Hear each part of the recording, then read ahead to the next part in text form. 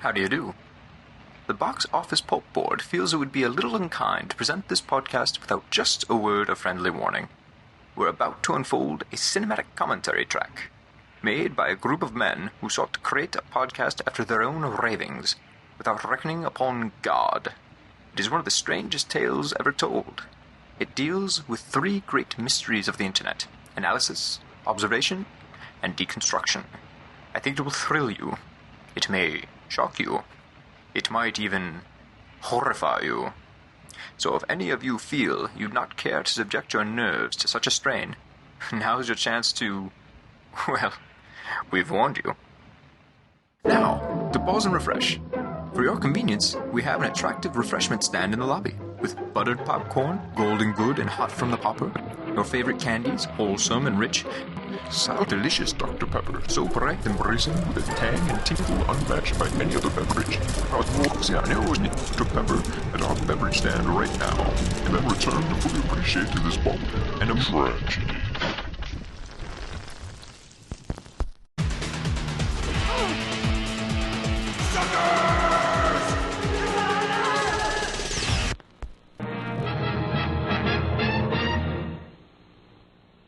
The following movie is rated R.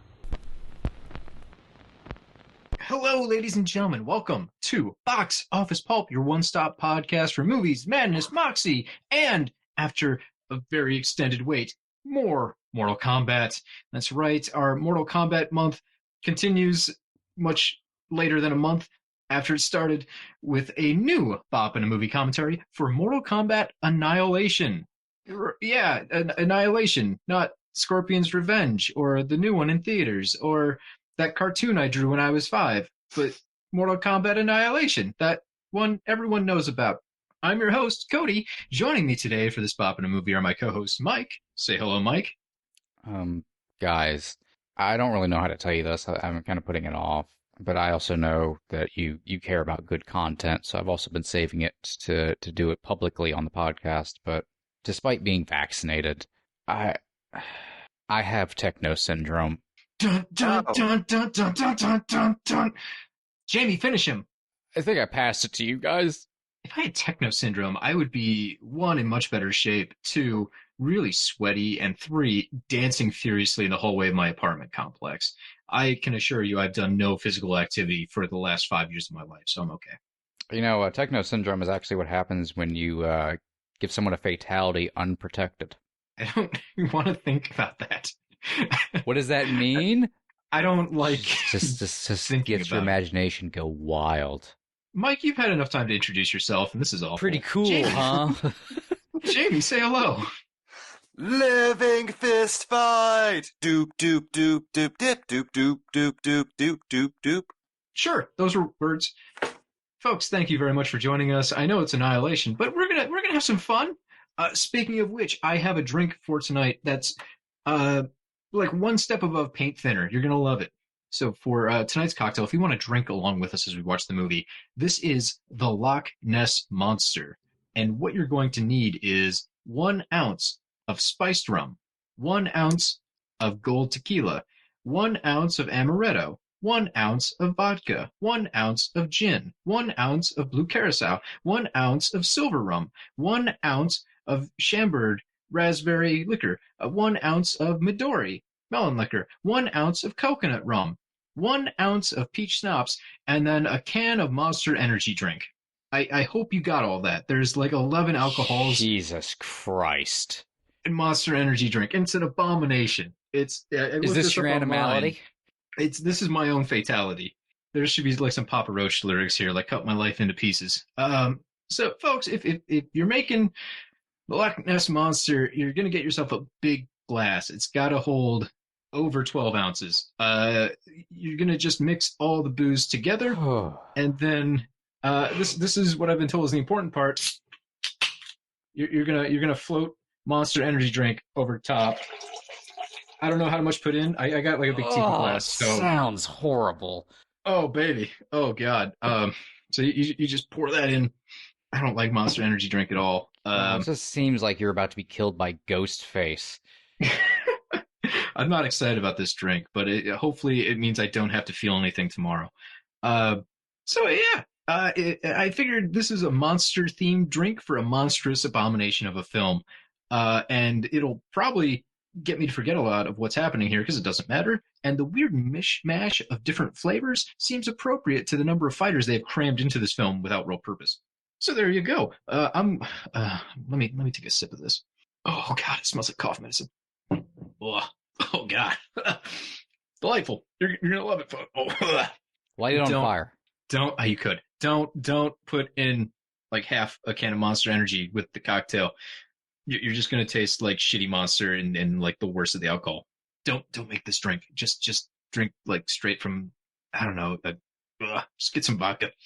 Anyways, whew, excited to drink this and talk about a movie.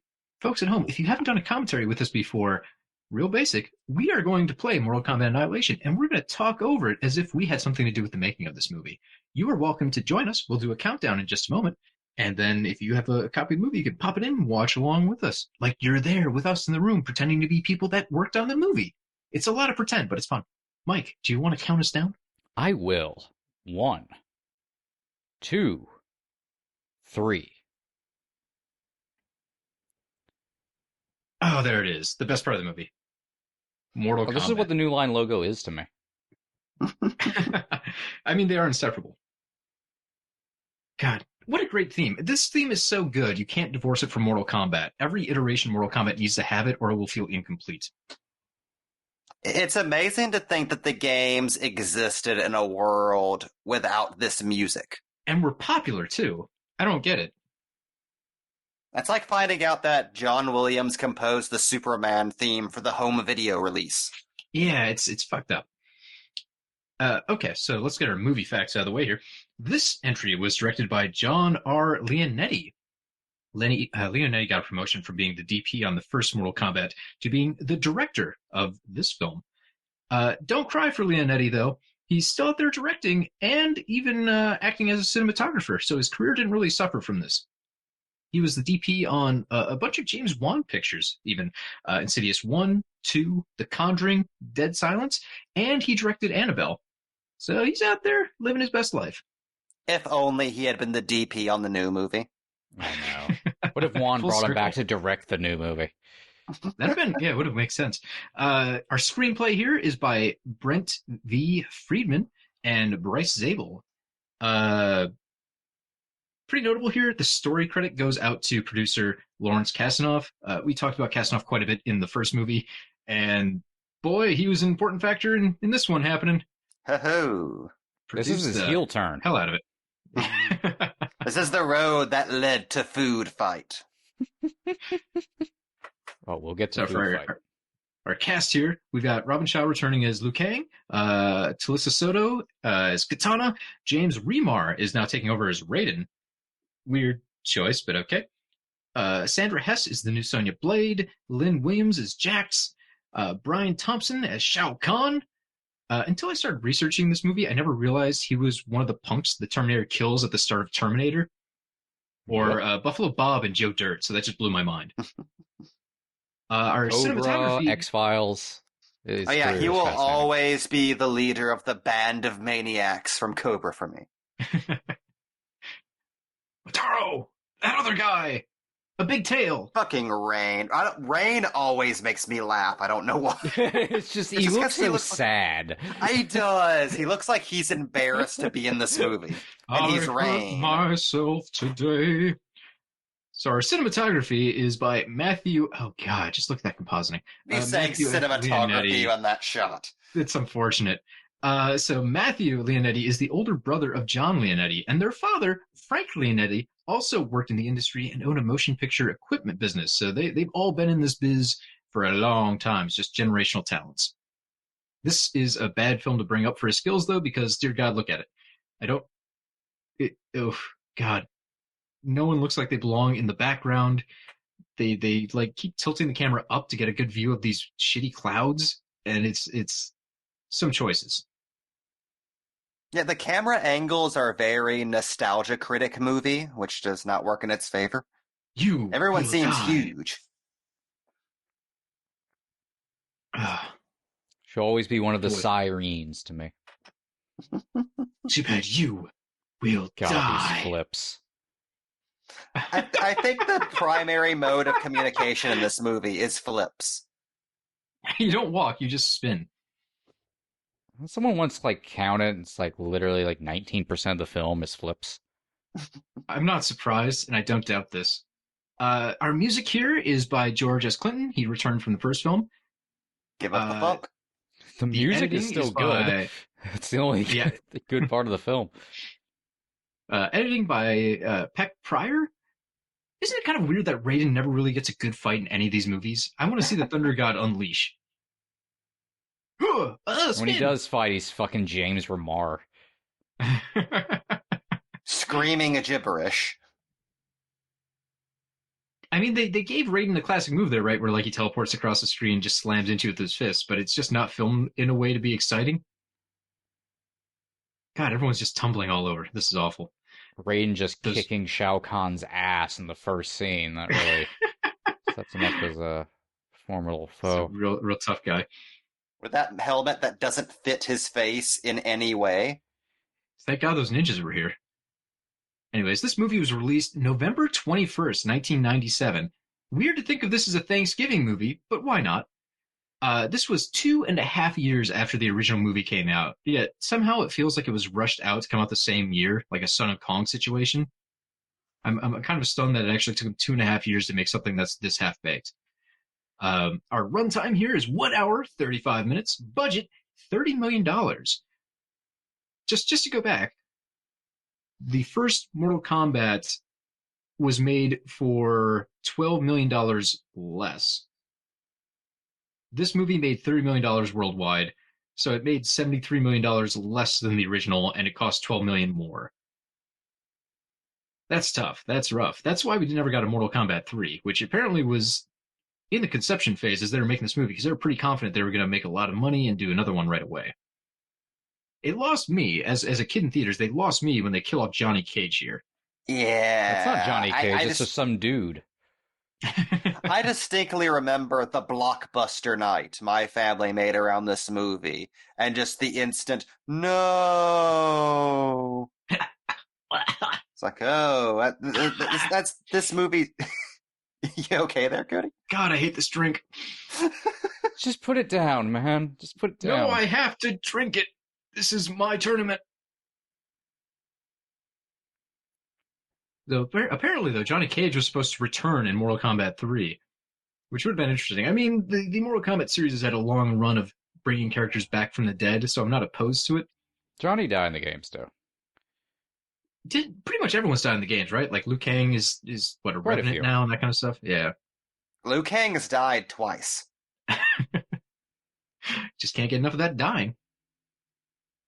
That's okay. This isn't Johnny Cage. That's just a guy, and that's just a girl, and I don't know who any of these people are.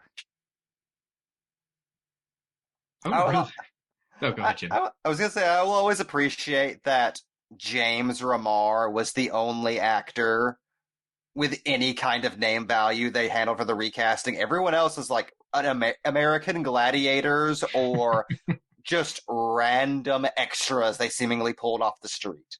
It does feel that way. One of the points I made in the first Mortal Kombat was even the extras were incredibly jacked, which you don't necessarily get the sense of in this movie, that they track down like the most buff extras in the world. It's little things like that kind of hurt the movie. These are just ninjas. They're not buff ninjas. They also really wanted like all the main actors to at least go through training or have having already been trained, and you don't get a sense of that with most of the people. Yeah. Like, I don't know where this Sonya's from, but you never really get the sense she knows how to fight. Yeah, she didn't have like 6 months of combat training beforehand. But again, I guess like the Sonya in the first film didn't quite either, due to casting problems at the last second. No. Oh well. I would say though, the biggest shakeup, there's a lot of continuity between the first movie and the second one. But of the big shakeups, I would say the most notable is that there's a new stunt coordinator on this film. In the first film, it was Pat E. Johnson. This time around, we have Eddie Stacy. So this is one of those tough things where you don't want to judge Eddie Stacy's skill level by this movie alone, because if you look at all the other things he's done, Like, fuck, the guy was a stunt coordinator on Batman 1989. He did a pretty good job considering Batman couldn't move in that movie. But if you look at his credits, most of them are actually as a stunt performer rather than a coordinator. Now, a lot of it goes together, but I think maybe some of his skills didn't quite translate to the screen. Or maybe the direction just didn't know how to take advantage of what he was setting up. Because this Chow does pretty not much look like took over, too. Yeah, it just doesn't look like a film that was designed by someone who really wanted to show off the combat.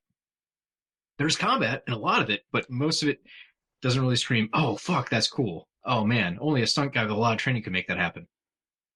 Well, one of the big problems, I mean, one of many big problems is the movie is about 99.9% fighting, so there was no time to really design good fights when all they had to do is put together fights.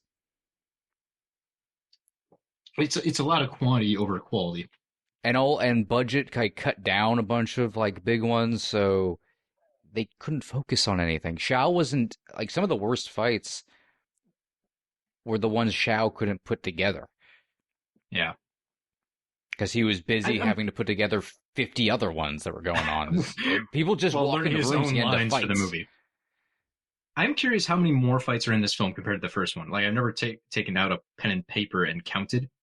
Also, I find this hilarious. It's very, very Mortal Kombat that there's just giant hamster balls that will take you anywhere on the planet, but it's such a silly concept. So weird and stupid. And they try and make this like a little sexy, like we're in the tunnel together, Lou. This is amazing. Oh. It's so weird, and they have to take the time to explain it too. They can't just go magic balls. They have to be like, no. There's science behind this. There's magma and currents. Just lava flowing through random tunnels. This is so goddamn stupid. Like it's staggering how bad this looks on camera, and at no point in the design phase was that realized. It's like looking at like some of the designs from Attack of the Clones. And just to go back to it, it's very weird. This was supposed to be like a sexy scene because it ends with the two of them kind of mid-air hugging as they're hanging onto the hamster ball and longingly like looking past each other. I will definitely complain that current day movies are not horny enough. I would say this is appropriately horny, but in a strange spot. Is that better than being sterile? Yes. Still not great. Ugh, casual Shao Kahn. Just loungewear Shao Kahn. So fucking much. Hey, Dad. And this dude, who I didn't realize till I was an adult, was Chinook. Right? How weird is this? As someone who even barely knows the game, I'm like, that's not right. It is glorious! Glorious! I mean, if you're doing a Mortal Kombat, I definitely would prefer people overact rather than underact, so let them shout the lines. Yeah, that's I would way argue better. Brian Thompson probably could have been a cool Shao Kahn if the script was decent. Yeah, I would say that for most of the people involved. Like, and he kept the fucking mask on. Yeah, not to judge the people on screen.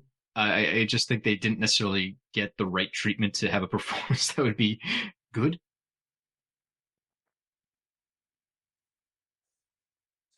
So this is, I complain about this all the time, but it really does annoy me. How shitty and worthless the Elder Gods are in the Mortal Kombat universe. This goes back to the games. Like, there's clear rules, and the gods apparently don't actually lift a finger to like enforce any of them. It makes it feel like the Emperor interest a probably... long time ago. Oh yeah, it feels like the first movie's pretty pointless because they could have just been like, look, 9 rounds up to 10 tournaments. Let's just take over the Earth. They're not going to stop us.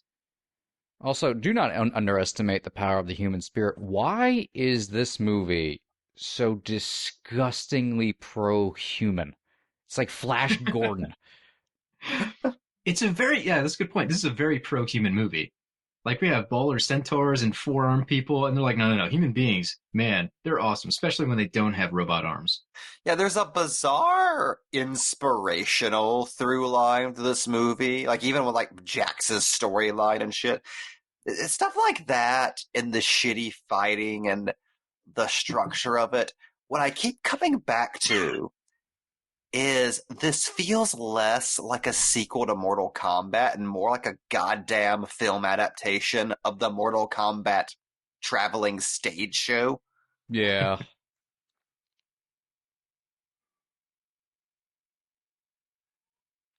Okay, so I will say, as a kid, I was incredibly excited to see Sub-Zero return because he was always my favorite. Oh, as And a kid, you're like, Smoke, Cyrax, holy shit, Sub-Zero.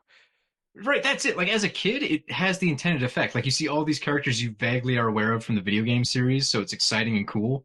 Oh, it's a bad Power Rangers movie, essentially. Yeah, as an adult, I'm like, god damn it. Even though I like Sub-Zero, what a useless part he has in this movie. Like, it doesn't need to be here. And Liang looks so fucking dorky in this movie, too.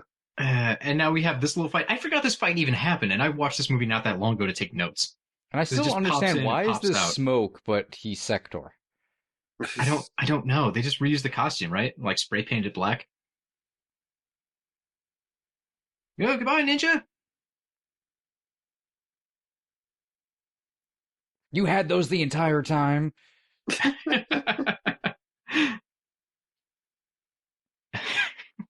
Just weird fan service the movie, and it was Kazanoff's idea, which is even stranger. Just figuring like, well, now everybody's the biggest Mortal Kombat fan. Game stuff. Yeah. Right. We don't have to bother with setup. You just know that it's going to be action, so let's include all of your favorites. So it just turns in, like you said, it's just an hour and a half of fan service rather than like a real full story. Which is, I think, actually a problem with Mortal Kombat. Each one really wants to do the first tournament that Liu Kang wins. But then what do? The new Mortal Kombat, spoilers, gets around this by just setting itself before that tournament. So we just have all of the actors get together and they have to survive assassination attempts and a proto-combat before they can get to real Mortal Kombat. In the original movie, we had Mortal Kombat, and now they do this one where it's like, oh, fuck. Well, Mortal Kombat doesn't matter, so you just walk around the Earth having random encounters. And I think it's notable we did not get a sequel, at least so far, to Scorpion's Revenge, which just... Okay. Hello, Sub-Zero! Here I come to save the day! I do like his costume, actually. Costume's cool. Yeah. It's not as cool as the first one, but it's cool. Yeah.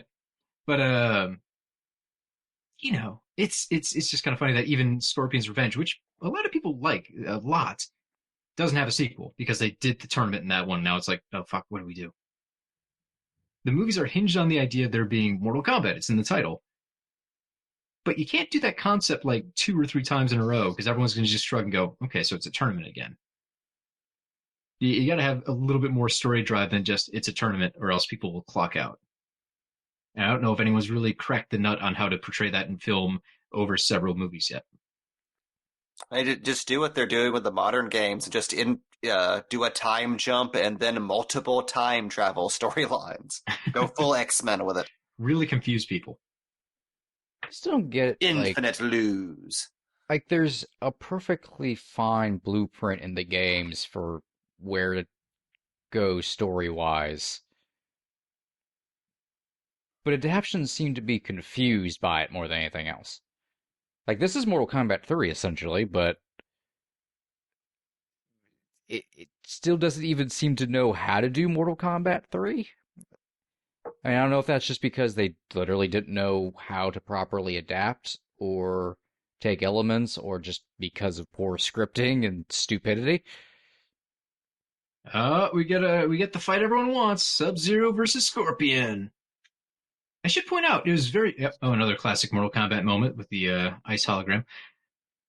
I should point out, it's very weird that Ed Boon has done the voice of Scorpion in pretty much every version of Mortal Kombat until the one that just came out in theaters. Yeah. Like, that's just part of the thing.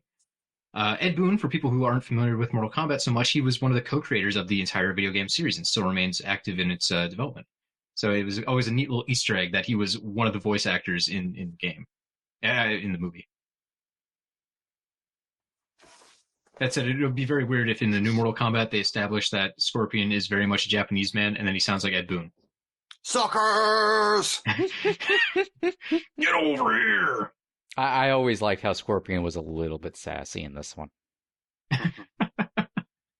I mean, considering how small his role is, he has a large presence. You remember it at the end, even though he has this scene and then for some reason just disappears from the film. I have to say, nothing's more badass than Scorpion slowly climbing up. I've always been confused about this. Is Scorpion working for somebody, or is Scorpion just showing up to kick Sub-Zero's ass like he's Sabretooth? It doesn't really explain. Is there a novelization of this movie? I bet I hope so. This was in the time where every movie got a novelization, so I'm sure it had one. Oh no, he turned into Mario Paint special effects. Also, if you look at that wide master shot there, you can totally see Scorpion just hanging out behind Katana there, waiting to grab her. Suckers! I love this film. I love how just poorly put together this film is. I mean, it's very funny because they're trying to set continuity between the first movie. We had Sub-Zero's good brother show up, who's just like, hey, I don't know that dickhead. Scorpion comes back from the grave. Johnny Cage is now dead. People have been recast. Raiden looks funny. They don't address that until like halfway through the movie, where James Remar gets a haircut. Like it's just such a weird mishmash of things going on. Sub-Zero just vanishes, and he doesn't show up later. It's not. What is happening? Why did you do it this way? This is like an entire. There's going to be 3 tests, but there's only ever 1. Right, it's just astounding. Like, they didn't take enough time to actually read through the script they had put together. Oh, well, God. I mean, I remember, like, one of the screenwriters saying that, like, there are entire chunks of the story just missing because they had to cut out any scene that was going to go over budget. Yeah, Right. This was originally supposed to take place in Outworld, in a big, like, Outworld prison that she had to rescue Jax from, and now it's just this. It's also confusing for me as a viewer because they mention that the realms are merging, and if they don't fix that within 7 days, everything's fucked. But like, what's the aftermath of this? What is it, all or nothing? Like, if they fix it before 7 days, everything goes back to normal. Like the Eiffel Tower lands back in France, and the Statue of Liberty's okay. Or is this like the longer it takes them to solve, the more of Earth is irreparably fucked? Because it looks like the entire planet is destroyed, and this is day 1, 2. I don't know. That's a minor thing, but I don't know what the stakes are. It feels like this planet is already destroyed, and it doesn't matter too much. Besides, like, the ceremonial title of who is the emperor of this planet, this dirt rock. Dirt rock. Every version of Outworld basically is just designed to look like a strip mine.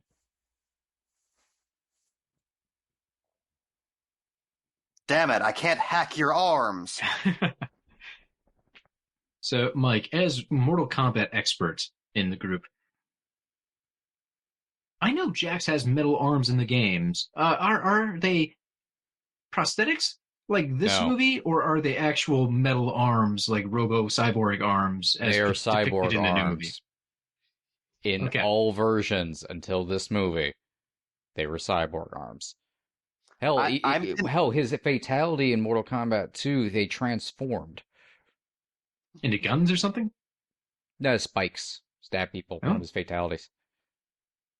I'm convinced the only reason they're just metal plate arms is because the costume looks so fucking fake. Probably. I don't know how you fuck up robot arms that hard. That looks like a fucking Halloween costume. Now we got like a Michael Myers shot of this guy, Cyrax coming in. I would say, as a kid, it was really exciting to have this expansion of the universe. That now there's not only ninjas, but there's robot ninjas with like acid cannons. Oh my god! That's the coolest shit in the world when you're like 7. I didn't understand the story of Mortal Kombat Annihilation as a kid. Like, I walked out of the movie like, I don't fucking understand anything besides animalities. But I did really like the idea of there being robot ninjas that they had to fight. Honestly, if as a kid, if I hadn't played the games, I probably would barely know what the fuck was going on.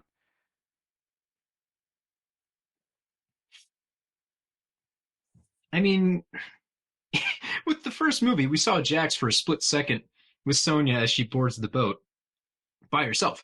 and then the tournament happened, which we were led to believe isn't like a 3-month event or anything. But in the meantime, apparently over that week, Jack's like, fuck it, I gotta get robot arms.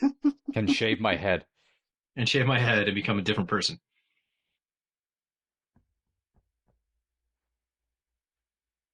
Something about ninjas in a lab that just amuses my very soul. Do you think if they ever make a Dr. McNinja movie, it'll be a lot like this? I feel like Chris Hastings would absolutely do it in the style of like a shitty early 2000s movie. Oh yeah, it would be. Oh, it's the only thing that would be right. Oh, this fucking net. It doesn't even look like a net. What even is This that? bubble net. I mean, I know the effects weren't finished or anything, but that still doesn't explain the design work. Okay, but again, though, you have to appreciate just a skeleton falling to the ground. Also, that musical hook. Like, I love that. Unironically, I love that bit of music. Somehow the soundtrack is still good. They still got all like the same bands and shit. The score is still good. It just for this. So one thing that always fascinates me in Mortal Kombat films, or fighting films in general, they have to try to find some motivation to give to the fighters. Like there's a character flaw that's preventing them from fighting as hard as they could. So for Jax, it's even though he has these super powered arms that allow him to beat up anything, they're somehow also a weakness because he relies on his magic arms. And somehow his strength levels go up when he takes them off. Yeah, I mean, I see what they're going for. It's, like we said before, the reliance on the human spirit. He doesn't need mechanical bits. He was good always. Which is kind of endearing in some ways. But it feels like a lot of times in these movies they have to stretch to try and find a reason for them to have to improve their fighting game, like the magical personality flaw they're going to improve that allows them to punch harder. Especially, I think in like a Rocky movie, they always at least had a reason for Rocky to lose the first fight and come back and be stronger in the second fight. He got a training montage, so he understood it. With the Mortal Kombats, it's always, well, you did shitty in this particular fight, but survived. And I guess you'll just be better next time because your friend said something you took a minute to appreciate.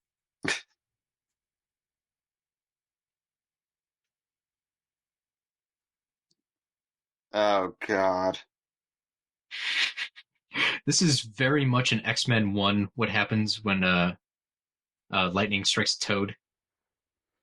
Like, it has that same feel without the one-liner. Oh, there it is.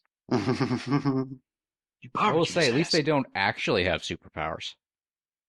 I mean, I'm fine with superpowers on these guys. Why not? It's already a pretty fantastical world. That fucking little tiny miniature dragon disappearing from existence.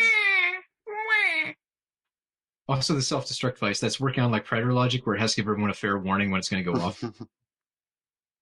Hey, that was Cyrax were laughing. I love the fact that was this robot Cyrax's had a fatality, tattoo on his though. plastic armor. Just exploding. That was Cyrax's fatality, though. He had a Predator fatality. Ah. Was it Cyrax or Sector? I think it was Cyrax. Yeah, he did Mike, like the explain laugh the difference thing between and Sector and Cyrax exploded. to me as an idiot. Sector. Also, everyone, red. who's everyone in the scene? Go through every character in the scene. Start with this because we're watching it. Fucking goddamn it. Ermac is an abortion. Essentially. Mike, I'm drinking the world's worst cocktail. Don't make me spit it up. I'll die twice. Sindel may or may not be a corpse under mind control. It depends on what timeline you want to go with. Shiva has 4 arms. Motaro is a horseman. That's it. And Rain is sad. Like, canonically, he's just always very sad. A bit. Technically, Ermac is a powerful sorcerer wizard. Doesn't look made up of many souls. Doesn't in reality, he's just an error screen that people thought was a secret fighter. Meanwhile, Rain is just another palette swap ninja who is also the exiled Prince of Edenia and Kitana's long-lost brother. Yep. There's a lot of shit going on here. Was that the guy who just got knocked in the fire pit? Yeah. Yep. Goodbye, Rain. Look out for that shot of Rain later. I like his tiny giant hammer. They couldn't even get the fucking hammer right.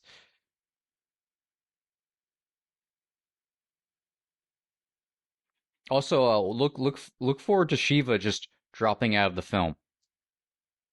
I love how shitty Mataro and Shiva look. They're just jacked people.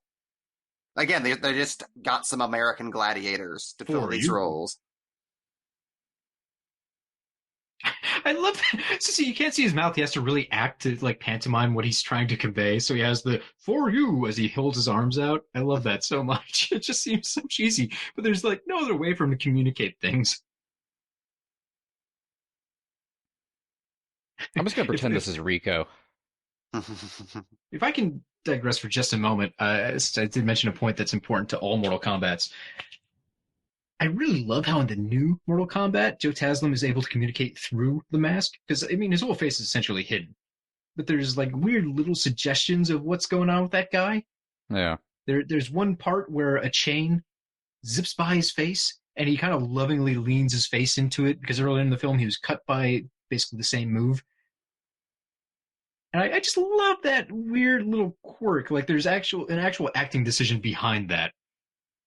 Whereas this movie, you don't quite get that. I'm not going to say the new Mortal Kombat is made of well fleshed out characters you'll understand. But I will say at least the individual actors probably did their homework and had like backstory and stuff they were thinking about when they were making their choices acting. Oh, yes.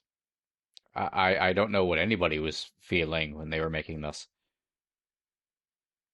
Most of the actors in this movie seem like they don't speak English as a first language and are just reading their lines phonetically, like that Takashi Miike Western from a while back. Yeah. I feel like most people signed up for this because they thought it was a prank and they thought it'd be a good laugh, and then they just kept filming and they couldn't go home. Except Lightfoot. Lightfoot, who's about to show up, is definitely having the time of his life.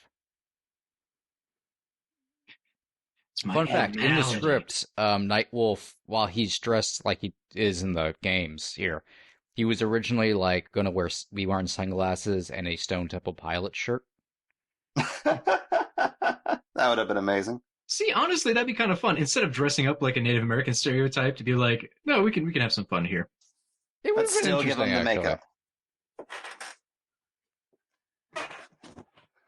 In the Mortal Kombat movies, you're just always like whatever your nationality is, you're just that forever. If you like are a ninja, that means you're still living in feudal Japan in the 1600s for the rest of your life. Street Fighter logic. Yeah. Also, Nightwolf showing up, being actually an interesting character, and then just disappearing after this one. Very quickly. I love how he shows up and there's, who are you? Wouldn't you like to know? Yes, that's how conversations work. I ask who you are, and then you tell me, and then we have conversations. It sucks. He basically shows up to give some exposition about animalities, but the Earth realm is also very close to being doomed, and he doesn't physically help out. Is he a god in this world, and he's also forbidden from doing jack shit, or what the fuck's your deal, man? I want to know. It's one of Nightwolf's crazy tests. I mean, he basically shows up and gives Liu Kang brain damage, and then just like tells him to keep finding his inner passion. And to pass 3 tests, and then only gives him 1, which is just fighting an Asian chick? It's, yeah, like they couldn't have somehow combined Jade and him together somehow. And instead, there's like this really half-baked idea that Jade's here, and like his part of the test is he's not supposed to fuck Jade, but it's like, you met Jade 2 minutes ago, dude. Why would you fuck her? That's how Liu Kang gets down. Look, I know the world is doomed in about 5 days, but we've got time for a quickie.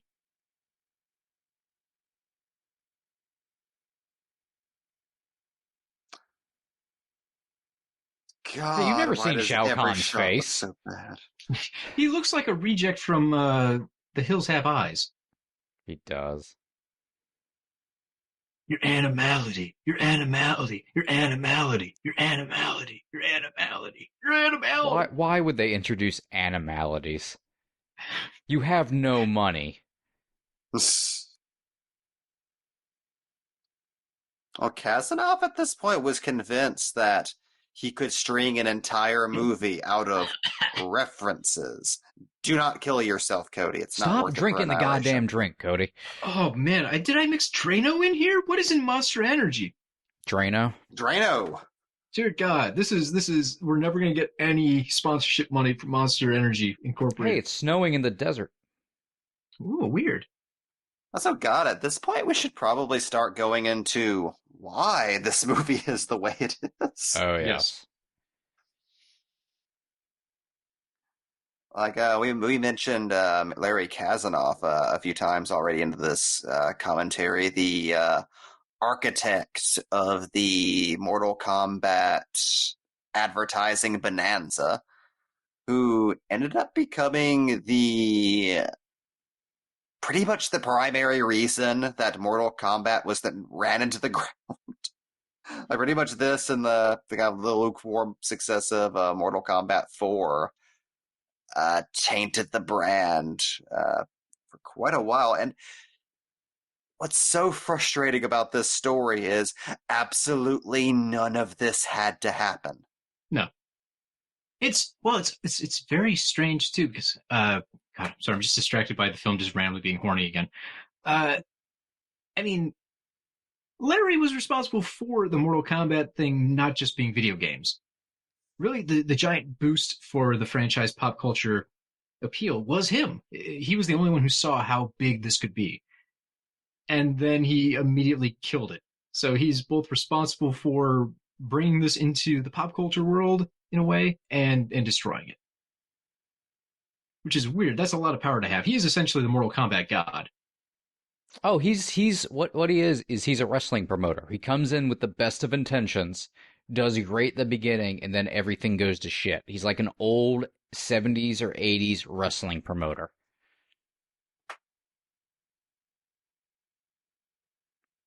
Now I'm just imagining him as Paul Bearer, and it's a horrible mental image. He just hasn't OD'd from Jade, combat cocaine change! Jade just has to spin around with a terrible lens flare to appear in a new costume. yet. Cut to the techno. We're going half speed. Yeah, I think even Kazanov, even though he still thinks this movie was a success, which is weird, it wasn't in any monetary way. Even he admits that, but it's on just, paper that's nothing. You gotta make more than your budget to be considered successful. Yeah. You can't go even. There was so much, like, he was pumping out all of the Mortal Kombat stuff at the time, and he, quality aside, he fulfilled his promise. There was literally a fucking stage show, there was a cartoon, there was a TV show, etc., etc. There were action figures, you name it. There was Mortal Kombat. The Mortal Kombat train was a going, which I think to him had to put this on the fast track. They had to get to a sequel as soon as possible. Which again is wild because this took 2.5 years to get into theaters. Yeah, so it wasn't like it was rushed out the same year. They deliberately put it out in November. Why in the world? Thanksgiving. Weird. Why anyone would think this is what should go out in November? I don't know what else came out November 1997, but it feels like this should be the last thing you would want to go to with the family. God, Kazanov still swears that a lot of this was Midway breathing down his neck because they needed a movie to coincide with the release of Mortal Kombat 4, which is a pretty iffy proposition for them at the time because that was their big move into the next generation with full 3D graphics rather than the digitized look that they had with the older games. But I really think he's using that as an excuse. Like, at that point, how much power did Midway have over the Mortal Kombat train? The thing is, while that's possible because of synergy, it makes all the sense in the world. I don't think Midway would have held that much power for him to actually go through with that. I think he would still have delayed the film at the end of the day. It's not like Midway, well, we'll take the rights away. Like, Kazanov had it. This should have been like a January movie or something. Yeah, and That honestly doesn't explain why you got rid of the writer. Why, like, I understand, Anderson went to make Event Horizon, and they wouldn't wait for him, essentially. Right. So, but every other decision that doesn't explain it away. So sorry, I just looked up the other movies that came out in November 1997, and let me just run them down for you because I think you're gonna have some reactions. At the very end of the month, there was Flubber. You guys remember Flubber? I remember Flubber. I saw Flubber in theaters. So did This I. is for Weibo. Midnight in the Garden of Good and Evil. Anastasia, the animated Anastasia. The Bill Murray movie, The Man Who Knew Too Little. The Jackal. A forgotten picture. It was also The Jackal. An old cable favorite. A day after Mortal Kombat came out was Alien Resurrection. Damn. I like the idea of a worse movie taking away from the already bad movie. Look, no, at least that has Ron Perlman. God, at some point, somebody walked out of one of those movies to see if they could cheer up like their mood with the other movie. Oh, And then they just walked God. in a fucking That trap. person had to blow their fucking brains out afterwards. I hope they walked into Just Anastasia swear off instead. movies like they've seen nothing since then. They can't trust fiction. Franchises are dead to me. But I left out the biggest thing. November 18th, 1997, Titanic came out. Damn. So if you're a movie coming out in November 1997, go fuck yourself. Like, Titanic took all the money and just slowly dragged everyone to it 8 times. Everyone else just vanished. Granted, no one thought Titanic was going to be a big hit, but why would you go against the 4th Alien movie? Like, you had to know that's at least big name recognition. It'll probably draw more than you. There's a Bruce Willis film back when he actually gave a shit. And then for like counter programming, young kids are going to go see Flubber Anastasia, and adults are going to go see Midnight in the Garden of Good and Evil. All of that to position it in a month it had no business being in. There's so much effort went into so many bad decisions with this production. Oh, and I forgot, actually, earlier in the month, Starship Troopers came out the first week of November. Oh my God!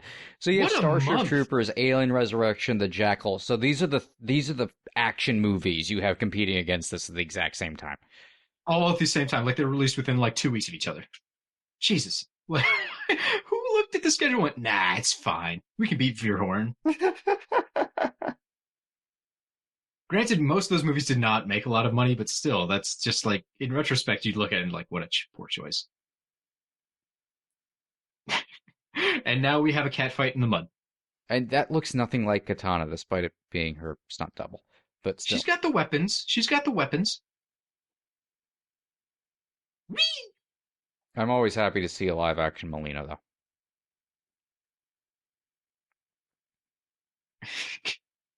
There's something so very late 90s, early 2000s about having a kung fu fight in a mud pit between 2 women with a rock soundtrack in the back, just dun dun dun dun, like some new metal kind of shit.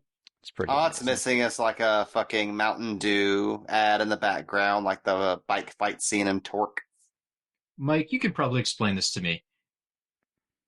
This isn't something that would fit into heavy metal, but it almost feels like it should. This is like new heavy metal.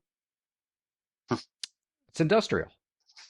Industrial heavy metal. Like if they were to make a spin-off of heavy metal, the franchise, this could maybe go into it. But I don't quite get why this doesn't fit in with just the weird ass almost exploitation of the heavy metal franchise.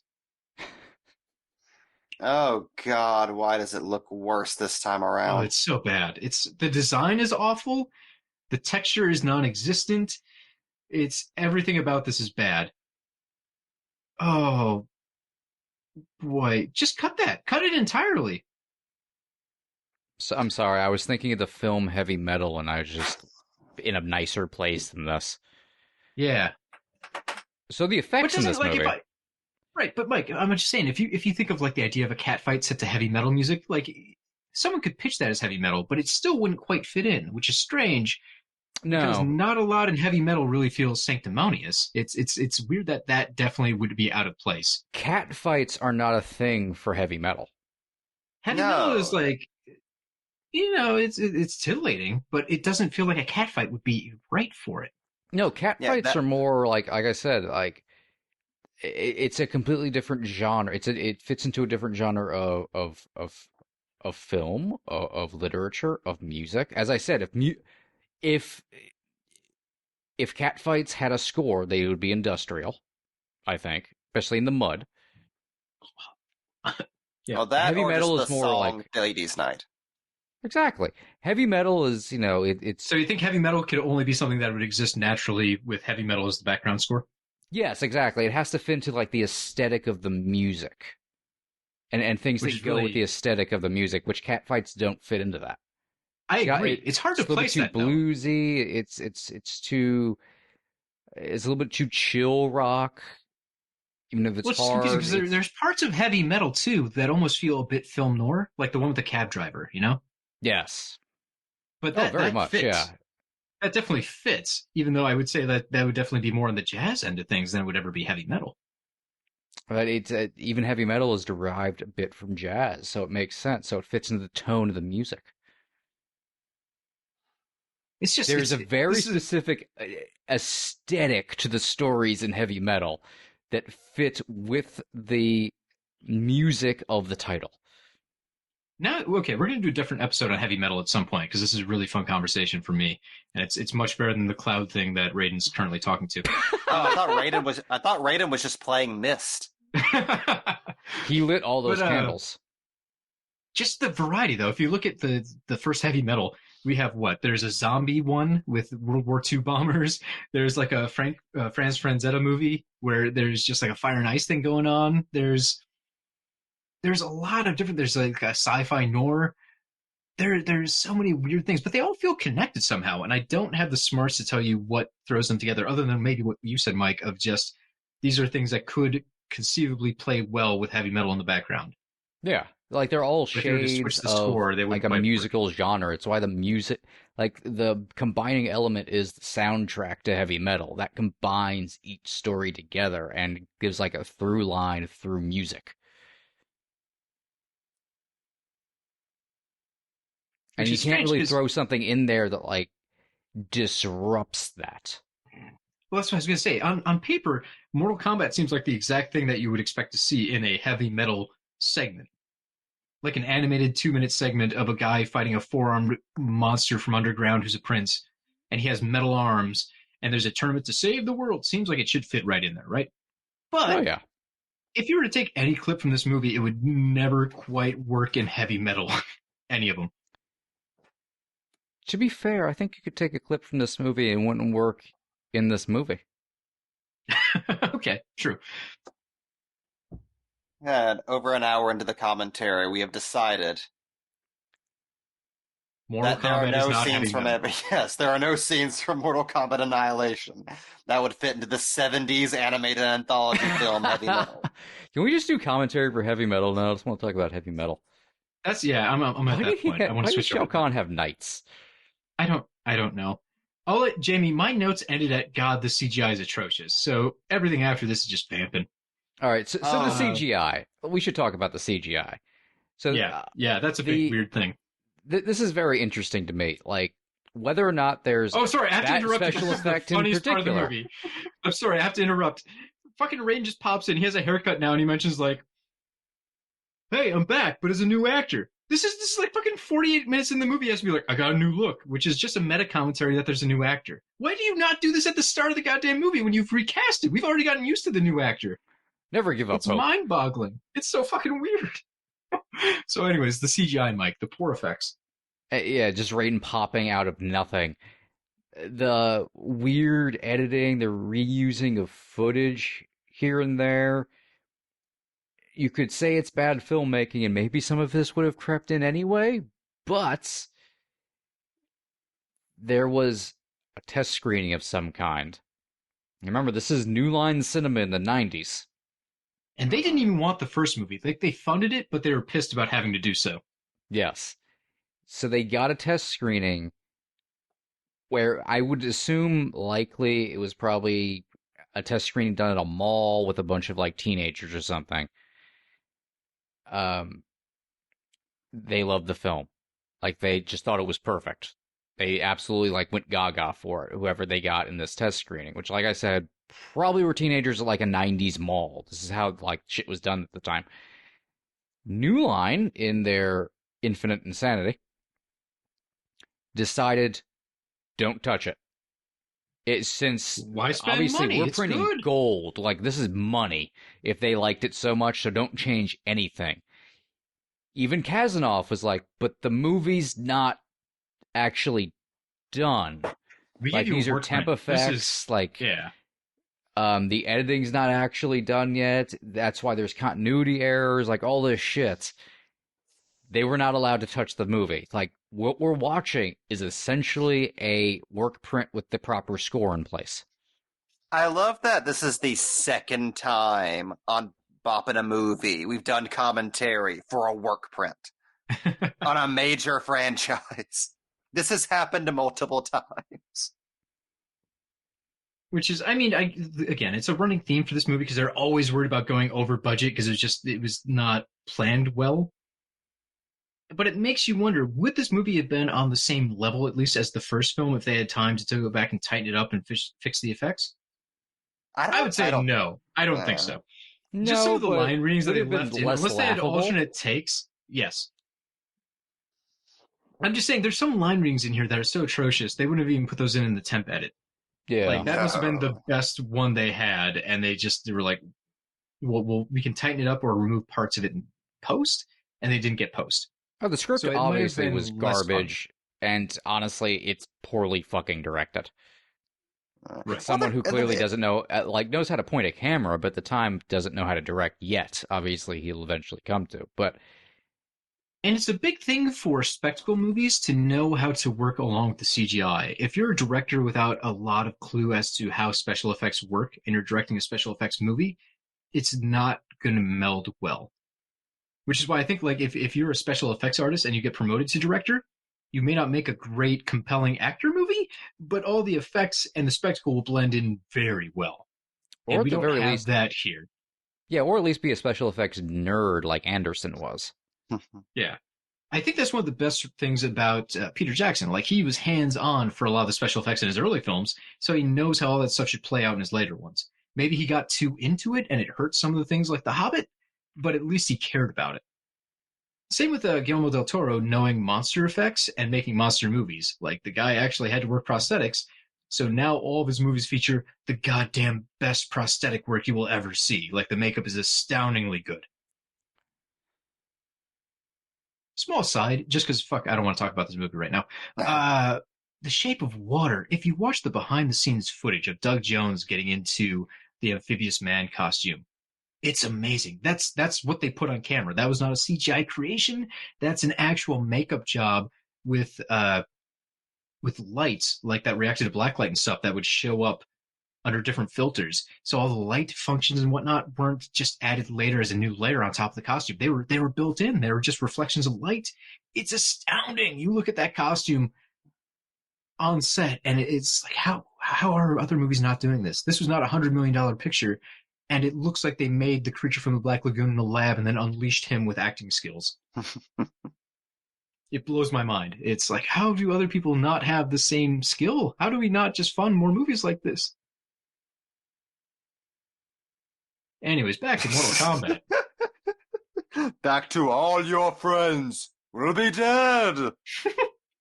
You're doomed. Fuck, it's like someone just put a chalk stick into a drink and said, drink this. And I'm like, sure, I'll do this. Oh, God. Much like Mortal Kombat Annihilation, that drink is a disaster of your own making, Cody. It's slowly killing me. A Aha. dramatic kick toss. Shut the fuck up, Jax. Oh no, an army of reptiles. Once again, if I can go back to the new Mortal Kombat, it's not like the Jax gets a lot of time. He doesn't carry the movie, but he's a real character at least. I like Jax in the new Mortal Kombat. He has a form of arc that's not as silly as believe in yourself. I get, well, it kind of is. Well, whatever. A little bit, yeah.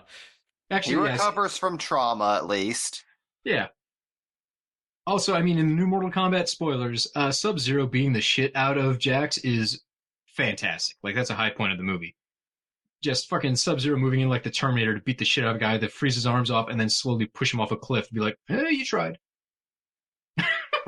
Sneaky ninja. Keep your eyes fun out little for Ray fact Park here. wearing a wig.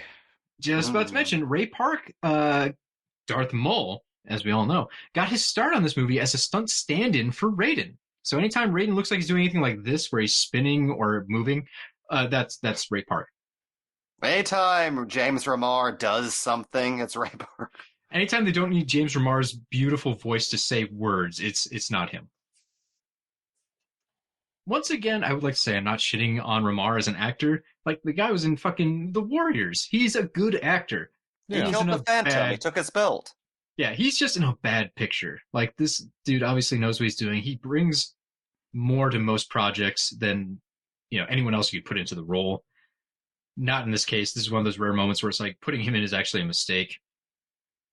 Like, he's too good for the material, and he doesn't have anything to elevate. Guys, remember when Dexter was good? Come on, he was nice. It's like, you know what this is? This is like if he was never recast in Aliens. It's like sometimes Remar just shouldn't be in a movie. I love Remar. Sometimes there are just certain movies he should not be in. Right, just because you're a good actor doesn't mean you should be in every movie. It makes sense. I am blanking out. God damn it, who's Raiden in the original Mortal Kombat? Christopher Lambert. Highlander. Lambert. Yeah, so there are a couple different stories about why he wasn't in this one. The original cover story was he was busy with another project, so he just couldn't make the time to be here. But he's also done interviews where he said, like, yeah, no, I read that script and I thought it fucking sucked, so I just made up a reason why I couldn't show up, so I could break my contract. Well, specifically, he could not show up because he was busy filming Beowulf, like the sci-fi 90s Beowulf that we all remember from the Sci-Fi Network. And what I love is, if you read between the lines on that, Christopher Lambert was in that Beowulf movie, so he wouldn't have to be in Mortal Kombat Annihilation. Like, I can kind of respect that's such an appropriate reason for Beowulf to exist. But I want to stress, too, in the first movie, he was only going to be filmed in the studio, and they were going to have a stunt double basically stand in for him so they could film him in long shots, so they didn't have to pay to bring him to the island they made the first movie on. He paid out of his own pocket to fly and live in, Thailand? Where they filmed the first movie, so he could be on set and interact with the actors because he believed in the project. So that says something when the guy who's willing to be like, yeah, no, I'll take a dent out of my paycheck because I want to make a good film, goes, I'll do anything to not be in the sequel. I'll start in another movie to not be in your sequel. Oh, it's like seeing Jeffrey Rush be bored as Barbossa in the last Pirates of the Caribbean. Oof. Right, and that's the one that's actually written around his character, which is fascinating. Like, they made it for you, but poorly. And Lyndon Ashby, like, one of the reasons he was like, pretty much one of the reasons everything fell apart with him, besides also the script being bad, is he was the only, like, other than Lambert, he was the only, like, actor of some repute. So, guess who was going to get a pay raise that Kasanoff didn't want to pay? The first movie made, like, 40 times its budget. Pay everyone. Just admit you're going to lose some money. You're not going to make 30 times your budget in the second movie. Oh, yeah, Baraka breaks my heart. It's hilarious to me because they did like an actual mask on him, but he still has human hands with knives stuck on him. Well, he looks like a dude wearing a mask. Well, no, look at his arms. They did the padding to his like wrists. Like they gave him human hands and he's got monster forearms. It's Popeye. It's such a man. It's such a god. Just imagine if you get someone like Rick Baker to ever do something like this and how different it'd be. Oh god, Mortal Kombat Annihilation is such a goddamn death of 1,000 cuts. Because the original Mortal Kombat was kind of a miracle movie where so much that could have gone wrong went very right simultaneously. I mean, like you lose, like with this movie, you lose most of the cast, which also means you're losing half the writers on the movie because, like, the original Mortal Kombat has a very so-so script that was elevated by a lot of ad-libbing and a lot of just Anderson and the actors and the stunt people just making shit up on the fly. You lost all of that. People give losing Anderson shit and everyone else. Director, but just look at the difference here. Anderson knew what the fuck he was doing to put stuff together, or was willing to collaborate better, because he didn't know how to film an action movie in that first one, and he took advice from the actors like, "Oh, you've done action film. Not again." No, I mean, even as a kid, I think I was very rough on Anderson because he made an Alien vs. Predator movie that I didn't love. And he was the internet's favorite punching bag. True. Yeah. And now as an adult, I'm like, that was stupid. Like, I would give a lot of money for more Wes Anderson movies. Even if they're bad, they're entertainingly bad, and they're making some distinct choices that show quality. I'm never going to tell you Mortal Kombat deserves an Oscar, but I will say Mortal Kombat 1 is a fun movie. It's a good movie. Go back and watch something like Spawn, the movie, and just be like, I can't get through this. Mortal Kombat I can still watch, even the CGI isn't good. Speaking of... Yeah. Like, there's nothing else to this but this statement, but Michael Jai White was almost Jax in this, but lost out, so he could go do Spawn. He made the right choice. Damned if you do, damned if you don't, right? Because... At least he got to be Spawn. He got to be in a movie that looked better visually. That's true. He's still remembered as Spawn to this day, and positively too. Like, so that worked out for him. Yeah, he tried. If they ever do that Spawn reboot, isn't he rumored to still be the actor behind Spawn? No, Jamie Foxx is cast. Oh, I forgot. Well, that was like 10 years ago. Are they still? Is he still on board? Well, McFarlane has done his best to ruin any chance of that happening, so I think we're back to square one again. We have no idea. Shocker. Last thing was like 2 years ago when Fox and Renner were cast. It's kind of like the Crow reboot, but they just keep trying to make it happen, but it doesn't, and you have to wonder who is so motivated, who is that beholden to the rights that they're going to make this a thing, no matter how many decades and millions of dollars in pre-production are wasted. With The Crow, it's literally just one dude with the rights who's not letting them do anything. Yeah, apparently he's every time the movie falls apart for creative reasons, it's apparently because of this dude. Like, he's just insane. Like, they were doing makeup tests of Jason Momoa. Cody, please, for the love of God, stop drinking that. How is that not a meme? I'm about a third left. I can do it by the end of the movie. I'm glad you're enjoying yourself. God, I'm not, but it's part of the thing. It's evil twirl. I'm in spandex. Jazzercise. Wait a second, I just realized Melinda Clarke is in this and Spawn. She did both in 1 year. Oh, shit. Melinda Clarke. I love her evil laugh as she turns into a light bulb and flies out the window, and Jade sneaks away. Where's Melinda Clarke in this? Oh, that's not her at Sindel there? Oh, no. Oh, just a very, very similar type of MILF. Oh, you had me convinced, Jamie, but I don't know. Faces all blend together. I don't recognize names or people or places. I miss 90s.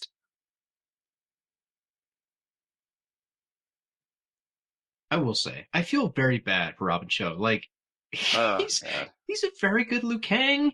Obviously, physically, he knows the part. He's a great stunt character. Like, he can do all the fights great. He has charisma. Like, he would be fun to watch in more movies. And he didn't have a huge American career, which is too bad. And movies like this really let him down. Yeah. Because this was his franchise, and unfortunately, this movie never really reached the heights it could have. God, could you imagine? Oof, yeah. Like, could you imagine if Devastation had gotten made and Against All Odds was good? And that was just a fucking shot in the arm for his career? Well, Anderson said he'd be interested in coming back. I don't know if there's any truth to that, but he mentioned, like, oh, if they ever do a part 3 and I'm free, yeah, sure. So just imagine they do a part 3, and this was after Event Horizon, where he's kind of actually got some mojo going. He was, Event Horizon is kind of his masterpiece in my eyes. Oh, yeah. if he had followed that up with a Mortal Kombat 3 and maybe had some of the shackles of this movie released where he didn't have to worry about his work print going into final production, the CGI maybe could be a little better because times have progressed. Maybe could get some of the original cast back with a better script. It's a lot of what ifs. Like, the odds are Mortal Kombat 3 would have been terrible. But you haven't seen it, you don't know, and you just want to dream about it. You know, they never revealed. I mean, obviously, there was no way it was Anderson, but they never revealed who the fuck was directing Devastation when it was getting ready to film back in 2004, 2005, whenever it was. Has that script ever leaked? I don't think so. It was far along, though. I mean, they had sets that were built. I mean, the only reason it didn't happen is those sets were destroyed by Katrina. So Yeah. it was. No, it was somebody was about to pulling it happen. together. Yeah, they were about Johnny to start Cage filming. in interviews where he said, like, "Oh yeah, I've read the script. It's good. I'm gonna be back as Johnny Cage." Like he literally said, "I'm back." Like it was a thing on his schedule. It was like 100% ago. They were weeks away from filming when Katrina happened. Yeah. The Collector 3. It's one of those things you're just gonna dream about forever. Oh god, I'm distracting you from the CGI. Oh, bring Sorry, that monster Jade. back because it looked so good the first time. Sorry, Jade. So there's a great podcast out there, The Best Movies Never Made. If I could find something that's not us. I wonder if they ever did a Mortal Kombat 3 episode or if they ever plan on it. Everyone write to them and ask them to do Mortal Kombat 3 because I'm very curious. Not yet, I believe, but they would be the people to nail it. They're a great show. I wonder where Shiva went to. Got Mataro waddling over. I'm a horseman. Womp, womp. What was his gladiator name again? Oh god, it was something like it's not Glacier, but it's something like that. Ice Cap. I should point out to anyone listening at home who's not familiar with the games, Mataro's really big and scary and impressive. He's not just a dude with a tail.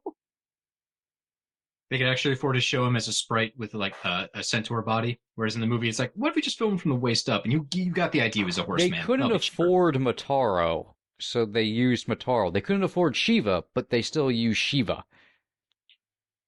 So, Mike, outside of Mortal Kombat, it's 3 he's in, right? Mataro's part of 3. And Armageddon, where he has 2 legs due to the dark wizardry of Blaze, because they couldn't do a centaur in 3D. That's how difficult to animate horses are. I mean, they're hard to draw. They must be hard to animate. So he's only been in like those two games. Could you actually fight? Was he a selectable character, or is he only like a boss? There were versions of it. I think Ultimate Mortal Kombat 3, if I remember correctly, you could play as Mataro. That seems tough. Yeah, nobody remembers because Goro outshined them all, but for a really long time, every MK game had its own Goro. That's what I was saying. Like, each game had to introduce like a new big freak monster to be the big boss, right? Yeah, 2 was Kentaro. Just essentially just Goro, but it's less humanoid and with like tiger stripes. And then Motaro was cool.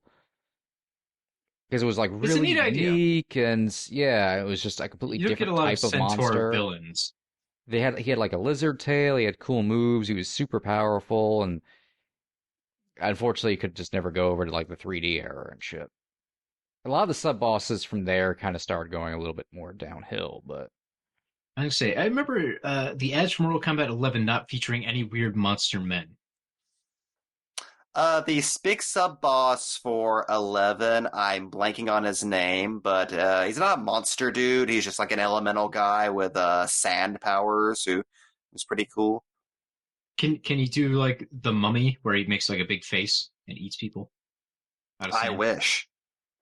Oh no, I haven't seen his fatalities yet.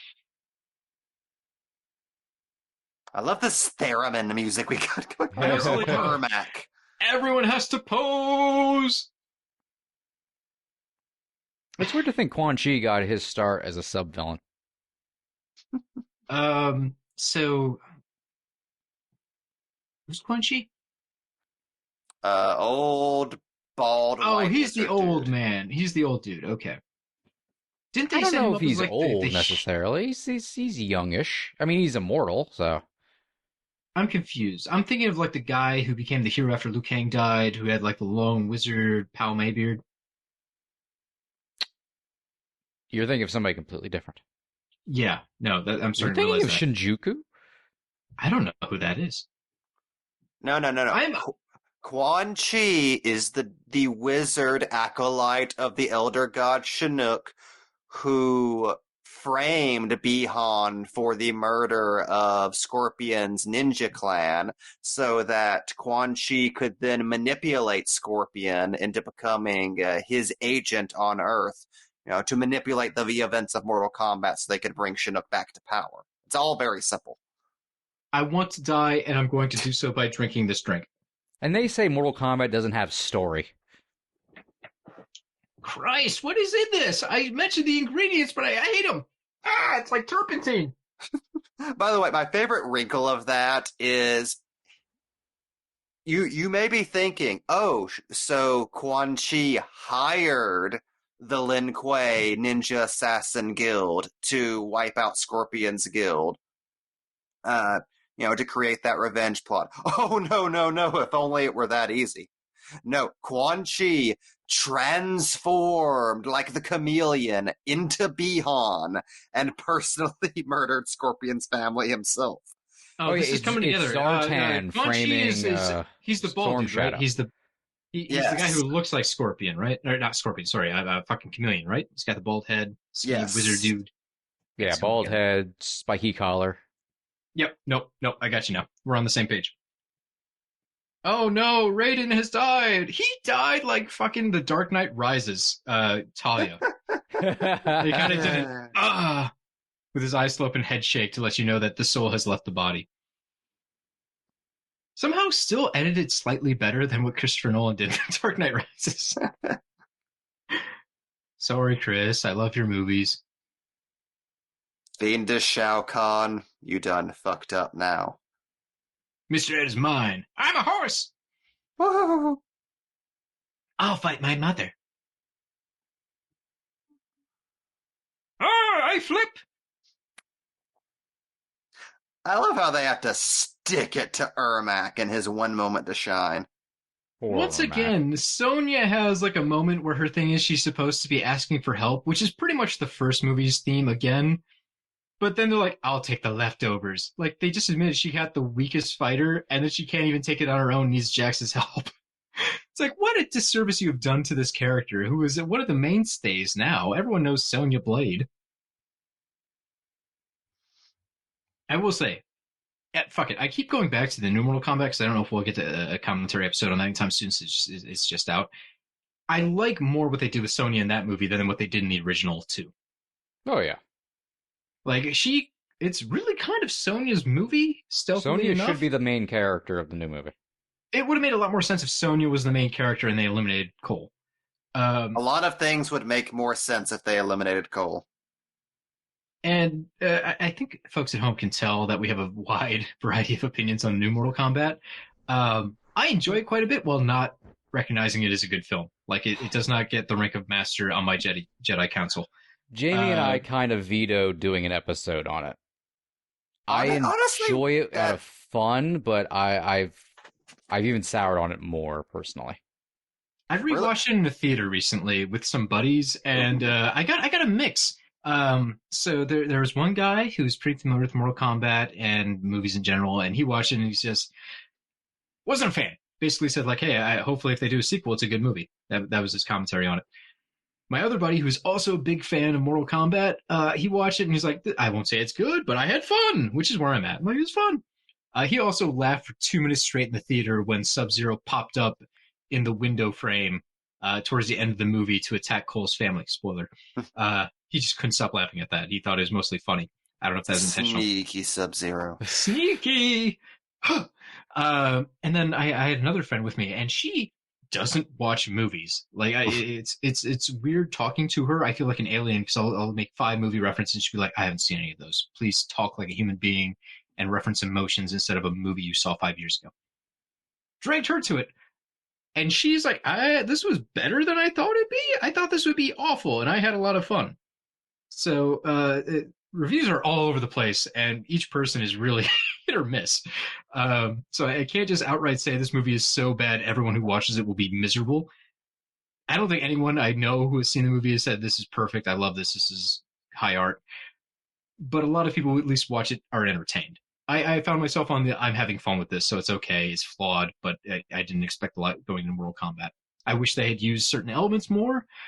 Anytime Joe Taslim isn't just on screen, I'm like, why isn't Sub-Zero here? But I enjoyed it. Mortal Kombat 2021.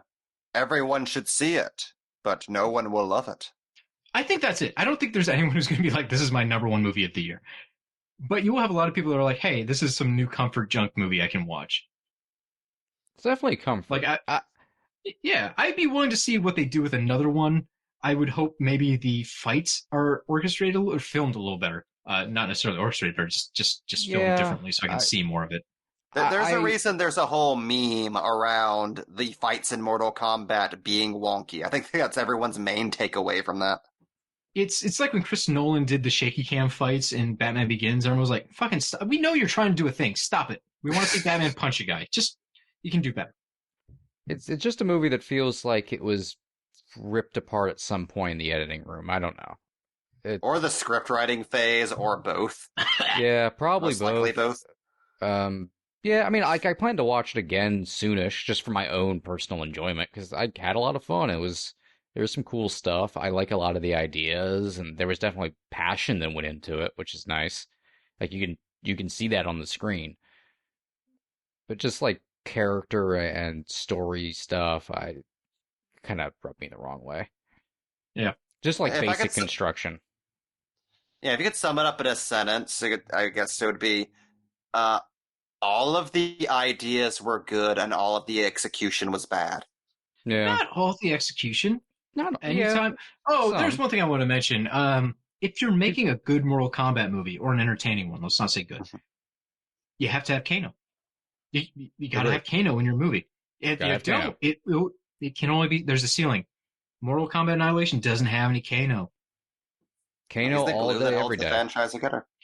Kano in Mortal Kombat, the reboot, the 2021 version, fucking gold. I just, like, someone described to me as it's like he has a shtick that's funny, and then it wears out, and it's like, God, fuck this guy. And then he keeps doing it, so eventually it becomes funny again. It's a joke that gets repeated so often, eventually it becomes hilarious because it's overdone. That's Kano. I fucking love Kano in the new movie. Oh, dear God. And I just look back at the screen, and now we have animality, and animality, and animality. You know, I was about to say that go. The new movie. One of my problems with the new movie is it's too corny, and then Liu Kang turned into a dragon. You're saying this as Shao Kahn's head turns into a cone head, so he become a Hydra. Why is he like a worm Hydra? I'm so confused. They have this fight, and it doesn't even matter because this doesn't end the fight. They fight it's not the end. Tired. They just tumble. They just do this, and they tumble off the side, and they go back to normal. They run out of CGI money. Yeah, they run out of CGI money, and then they go back to a normal fight, and then Shao Kahn loses his god power, so it becomes a fair fight finally. It's very weird that this was not necessary. It's a lot like in Pirates of the Caribbean 3, where they spend the entire film gathering a pirate armada to fight the other armada, and then they decide only 2 ships should fight. And like 3 ships go into the Maelstrom at the end, I believe. 2, it's been a while. But the entire armada that they have spent 2 hours gathering does not matter. They're just there to watch and cheer. That's this. Like, they spent this whole movie building on the idea that Liu Kang has to unlock his animality by finding his passion, and then it makes for a 3-minute? I didn't time it, but it's not even full 5 minutes of CGI action fighting. That's because he didn't go through all 3 of the crazy tests. He missed some of the crazy tests. There would be consequences. I love how Khan's mortal now just because, and it also had nothing to do with the animality thing. Now the Elder Gods decide to show up. Mike, it's Mortal Kombat, and they have made him mortal so that he can participate in combat. I honestly, it's so hilarious to me that the bad guy's plan is to get around Mortal Kombat by just not doing Mortal Kombat. And the Elder Gods finally step in like, hey, these guys cheated on Mortal Kombat. So their punishment is to play Mortal Kombat. Mortal Kombat. I have to say, even Not as adults, the dude having the Mortal Kombat voice is still kind of awesome. Where the I'm woman so- sounds like a normal woman, the guy sounds like a fucking deep voice, deep throat fake. It still weirdly excites me. Then the theme kicks in for 10 It seconds. gets you excited. This is a great theme. It makes anything more exciting, even this half-ass fight. And it stops, and then it's just fucking Shao Kahn stomping on Liu Kang. It's not fun anymore the moment that music stops. Ah! Fuck, I've got a lot of drink to drink, and I want to drink it. Oh, fuck, it still smells bad. Drink, the Dracula drunk. Closest thing I'll ever get to poetry is saying, drink the drink that Dracula drunk. You know, This is so eventually bad. Robin Shao is killed by Akuma. How does that work? Okay, explain this to me. So I understand that Liu Kang is the savior of humanity in the early Mortal Kombat games. He is unceremoniously killed in, was it 4 or one of the spin-off games? That was Deadly Alliance. Deadly Alliance. And then from that point on, he's a Revenant? Is that correct? He's just kind of like a bad guy now because he's dead and his body's been resurrected? Explain. No, he first came back. He was resurrected for evil purposes as a zombie abomination with like chains like around his wrists and shit. It was pretty awesome. Isn't that a Revenant in the Mortal Kombat universe? Two different No. things. Yeah, zombie, Oh shit, Revenant, that's actually two different different. things. Oh Yeah. fuck. Okay. So this is different than Noob Saibot. Yeah. Fuck. Like that's- a that's lot. wraith in the Mortal Kombat universe, a Revenant is pretty much like a demonic resurrection. Oh shit! They just Phantom Like Zone that guy. I'm so confused about Run this. away! I'm Run so away! confused. I just thought anyone who died and came back in Mortal Kombat was considered a Revenant. I thought that was like from Ed Boon's mouth. Did he lie to me? Did he simplify things because I'm a casual? Well, you but also no, Liu gotta think Kang's we're doing two different timelines. Yeah. Oh fuck. Liu Kang's body is essentially resurrected as like an abomination. So his soul's not there. It's just his body, which is weird Yeah. because doesn't he need the mind and the soul to be the fighter he was? Apparently not. But No, he's a And zombie. then time shenanigans happened, and Liu Kang, who is in Mortal Kombat 9, X, and 11, is Mortal Kombat 1 era and then forward Liu Kang, and he's never killed by the Deadly Alliance. okay. So he only spends a couple of games as an evil zombie. Yeah, he's never Yeah, that- he's never like resurrected as like full normal Liu Kang again. We just go back to a different timeline. This half resolves my questions. In the new But by timeline, introducing new timelines, you've made it infinitely more complex. he's murdered by Raiden. What? Wait, is Raiden bad now? No, Raiden was trying to allow Shao Kahn to win the second Mortal Kombat tournament because a cryptic vision from the first timeline told him that Shao Kahn must win for the universe to be saved. That's what What I splits love- the timeline. Oh. What I love is what happens in Annihilation is essentially the resolution of Mortal Kombat 9. They just let Shao Kahn go forward with his plan. And it turns out, because that's against the rules, the Elder Gods just step in and say no. Oh. It's Boy, kind I of don't amazing. like- Oh, that's bad. Basically, them acknowledging that the rules of Mortal Kombat don't make sense 20 years later. I'm so. There's a lot of lore here. There's. But that's not even going into the death of Liu Kang leading to God Emperor Raiden going mad with power and becoming his own cosmic threat that has to be stopped later. What? Yeah, You said Dark Raiden Raiden's was- always you been a said thing Raiden was that's a like- good guy. There's a bad Raiden. Oh, Dark Reign's What? always been a thing, like even before the timeline reboot, Wait, kind of sniffing around like Deception era and shit. Hold on, I'm pulling the brakes on this train car. there does good Raiden and bad Raiden exist like a Twin Peaks thing where there's two coops? Yes and no. Oh Christ! I got more drink to drink, and I don't. All options are bad. Please explain why I drink so I get the worst. See, in Mortal Kombat 11, evil Dark Raiden is challenged by good Raiden from the Mortal Kombat 1 timeline, who's completely different from the Mortal Kombat 1 timeline Raiden we meet in Mortal Kombat 9, because they bring them back from the past twice. What? No, that... How did... I don't... Oh, I don't get it. Can you illustrate this with straws? Everyone should go see Looper. I think Looper's a fine movie. The important thing is Kung Lao is always dead. I'm so fucking confused. I want to understand the Mortal Kombat mythology, and every time I hear more about it from people who know it, I'm just like, oh, I would be better off like eating a bullet. This sounds very confusing. Honestly, you just like watch a lore video hold on. or something. There's a bad guy in 11 called Chronica, right? Like literally the embodiment of time. Yep, she's the main villain. It's basically the combatants battling Thanos at this point. Super.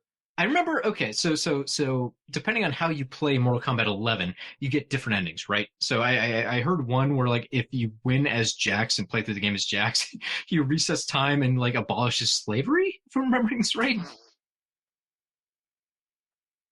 Well, there's a whole difference between how seriously you take the individual character endings. Right. Most of them aren't canon. There's like 40 people playing and only like one has the true canon ending. And you only know the canon one when the next game comes out, right? Usually, yeah. Usually, but no, the Liu Kang is the canon ending. For all of them? No, just for 11. Okay, so he's got to have a record, right? Like he's the canon ending for 1, I'm assuming 2, 3, and then like he dies, so he can't be the canon ending anymore. Yeah. The main character of Mortal Kombat has shifted like 3 times at this point. Fucking wild. But it's never Kung Lao. Kung Lao is always dead. Well, going into more retcons, as far as Mortal Kombat Shaolin Monks is concerned, as the final fight between Shang Tsung and Liu Kang is going on at the end of the first game, just off camera, the entire fucking cast is having a big Infinity War battle royale, and that's where Liu Kang makes his dramatic entrance to save, or that's where Kung Lao makes his first entrance into the canon to save Liu Kang, so he can deliver the finishing blow. I liked the new Mortal Kombat a lot, how it set up Liu Kang or Kung Lao to be like the chosen one who spoilers, fuck it. I spoiled the movie like 8 times for you. Just watch it. Kung Lao dies, and then Liu Kang's like, oh shit, I love that guy. Fuck, I guess I'm the chosen one. This sucks. The wrinkle they put on that, and actually utilizing Kung Lao being the actual chosen one, the actual descendant of Kung Lao for the first time in goddamn canon, that was brilliant. It kind of made me wish the story followed Liu Kang, or at least Liu Kang and Sonya equally, or something. That was like the backstory there was really interesting. I really liked that, and I liked the Liu Kang was exciting in that movie. Liu Kang into that role. It's subtle in the new movie because Liu Kang's a side character, but I like that where he's basically hero worshipping Kung Lao, who he refers to confusingly in the movie as like a cousin and a brother at different points. So you're not sure if it's actually blood relation or purely just like a spiritual. They're cousins. Yeah, they do both in the movie though, so it gets funky. I think brother is just used like in colloquially. Yeah, like we're part of the same sect kind of deal. Yeah, the same brotherhood. But like for someone who doesn't know the movie as well, I imagine it'd leave open the interpretation that they're A, brothers, B, cousins, or C, not actually related in any way, and it's almost like a love relationship, which is like somebody wants to ship the two of them. Not knowing the games, that was me. I was like, oh, that's a ship. That's like he fucking loves that dude, and he's dead, so he's got like a personal vengeance thing going on. Have you drawn the art yet, headcanon for this is very homoerotic. I'm sorry, what? Have you drawn the artwork yet? Oh, I can't draw. Otherwise, I would. No shame. No shame at all. Things he can do with that goddamn hat. Oh, baby. No, I think that's good motivation. You have queer characters, and one feels very sad the other one's dead. You're fridging a male relationship in this. If you're gonna use fridging, that's a good way to use it, right? Twist it a little bit. I don't know if that's true, Cody. No, Cody, it's all that's made a whole up. It's all different trope. headcanon. That's bury your gaze. That's a different bad trope. What is the definition of bury your gaze? I thought that was Killing just gays. hiding them. Oh, I thought it was That's just like kind of, hiding yeah, them from the story. Self-explanatory. We didn't even talk about Food Fight. The perfect explanation as to why Larry Mike, Kazanoff has gone off the deep end. 5 minutes of credits to go. Please go into it. Fucking Food Fight is a... Oh, God, just... Okay, pause this for a second, watch the trailer or something, then come back. Okay, so Food Fight was written and directed by Larry Kazanoff as his big opus and his big, essentially, businessman dealing to essentially make the product placement motion picture extravaganza. The original version of the movie, I'm going to go through this so quickly. Just look up a video that goes into like more detail of this because there are good explanations.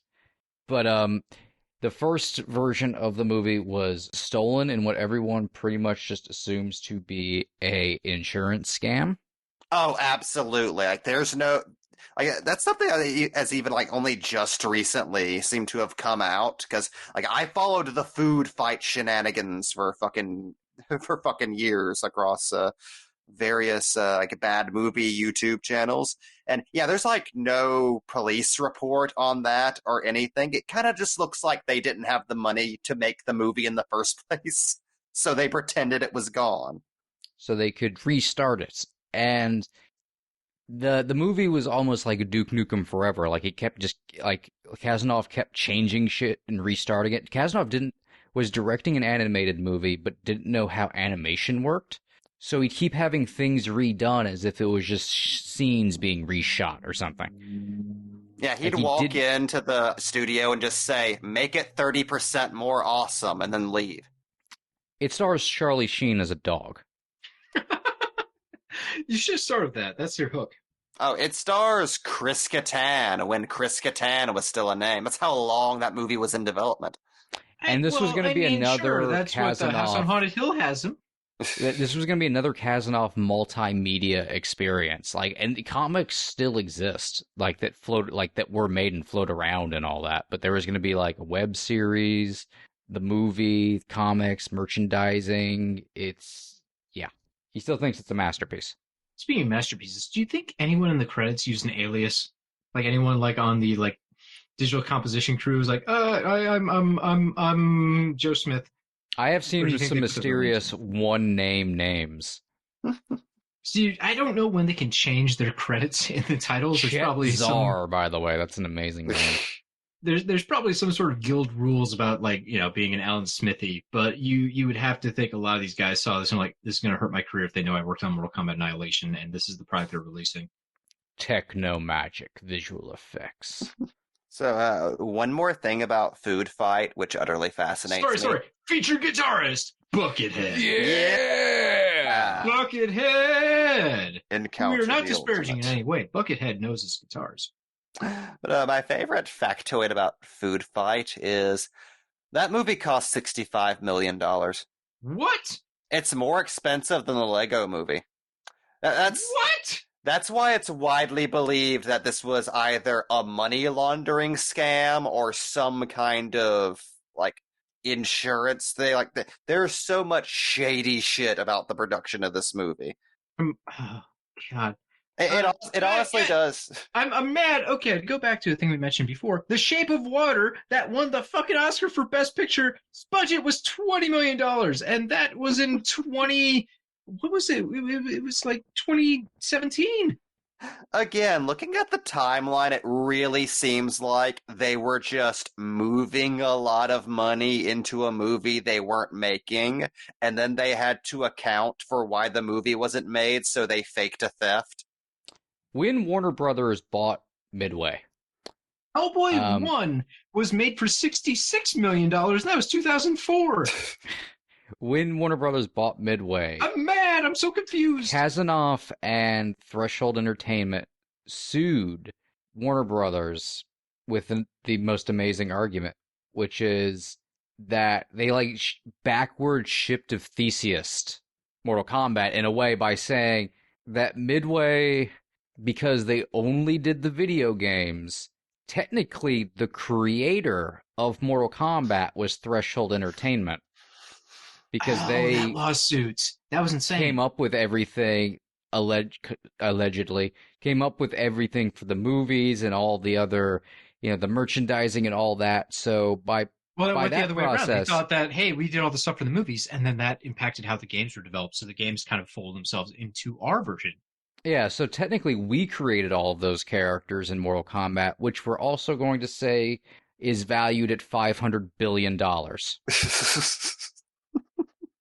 Yeah, as you do. I'm willing to accept $5,000 in a sandwich. See, what I love is specifically like one his whole pack of Go-Gurts, please, and we'll settle this out of court. Kassadov's fucking argument was that not only was Mortal Kombat mostly his creation, but the characters and world as they existed in the first 3 games were so primitive that they were not legally protected under copyright because they were amorphous and ill-defined. Okay, In well, Kassadov's brain, Mortal Kombat was just Karate Man, the game, starring Sprite 1 and Sprite 2. He has a point when it comes to Kano, who totally morphed into movie Kano after Mortal Kombat 1 came out. Not in a copyright sense. No, everything up. Well, I mean, Kano from the original game versus Kano from like Mortal Kombat 3 is a totally different character, essentially, the way he's portrayed, right? You wore red in Mortal Kombat 3. Like, he goes from a Japanese American to basically an Australian after like part 2 or something. Oh yeah. But every other character is like, oh no, that's an insane claim. Like, you did have an impact, but it wasn't like you shaped the games entirely. you kind of based them off of there, and then you were popular, so they adjusted themselves to fit after you. There's a lot of tail chasing happening here. It's kind of like if Nintendo of America said, oh, no, we created Mario. I mean, they did that for King Kong, remember? Didn't work out, but they, like, Donkey Kong and King Kong, they tried to, like, no, Kong is ours. Kong's the thing we did. Anyway, that was a bop and a tragedy for Mortal Kombat Annihilation. I should have mentioned the tragedy part earlier. I forgot that. I think that's a given. It's true. There's probably some young child who's just excited, like, Mortal Kombat Annihilation, a sequel to my favorite movie. Oh, boy. And they watched our podcast. I can't wait for the Bot Crew to cover it. Oh, boy, I'm disappointed now. And then we just ruined this hypothetical Mickey Mouse child's life. Hypothetical Mickey Mouse children aside, where can they find us, Cody? You can find more of us at boxofficepulp.com. If you want to find us on Twitter and yell at us for wasting an hour 35 of your life, which I don't blame you, we are at boxofficepulp, the Twitter. You can find me personally, if you just want to attack me as a person, at BopWatch1. The number, not one spelled out. I'll leave you guys out because you don't deserve this. Be free. Be independent from the rage of the internet. But you can also find us on... Cody. I drank it all. It's awful. I want to die. More we than know. normal. We know. No, I said the more than normal part. You can also find us on Stitcher, iTunes. We're all over the place. What's it, Mike? I will never remember this. Amazon Music has us now? Amazon Music, yes. Hey, fucking kind of nailed it if it wasn't for the question marks. Tight. And if you want to listen to us not doing commentaries but regular episodes, which we do sporadically between these commentaries, they do exist. That's a thing we do as well. So you don't necessarily have to sit around for 2 hours as we complain about things like Tremors. And we will be back to a fairly normal schedule at some point, since for some reason God didn't want this fucking commentary to happen, which is why it's been like a month since we recorded the first Mortal Kombat commentary. God and I were in alignment. It's like, let's strike them with the plague and internet outages and pestilence and just apathy and depression and mental illness. It is glorious. Also, I believe May is Mental Illness Awareness Month, so please go see a doctor. There's something wrong with you. Go talk to a professional. Go get help. Don't be the way you are. That's correct, Thanks, Cody. You do have a drinking problem. That's true. No one helps me except for the doctors, and I don't trust them either. Anyways, folks, get vaccinated, go see your doctor about your mental illness, and go listen to our next episode. Wear that too. I think I covered all of our bases. Vote Democrat. Jesus Christ. I mean, fuck, I don't even believe in Democrats, but it's like the lesser of two evils by 10,000 miles. Fuck. Jesus. Ugh. Ugh. Anyways, folks, thank you for joining us so much. We made it political at the end because fuck you. And there's more of us out there. Anyways, that's a wrap. Get the hell out of here. You get more out of life when you go out to a movie.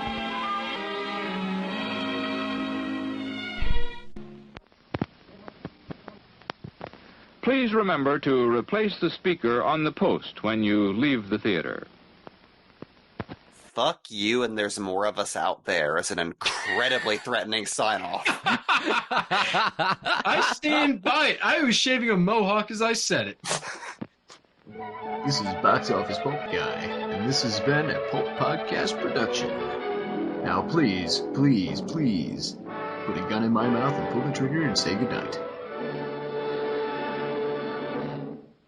And now, on with the show.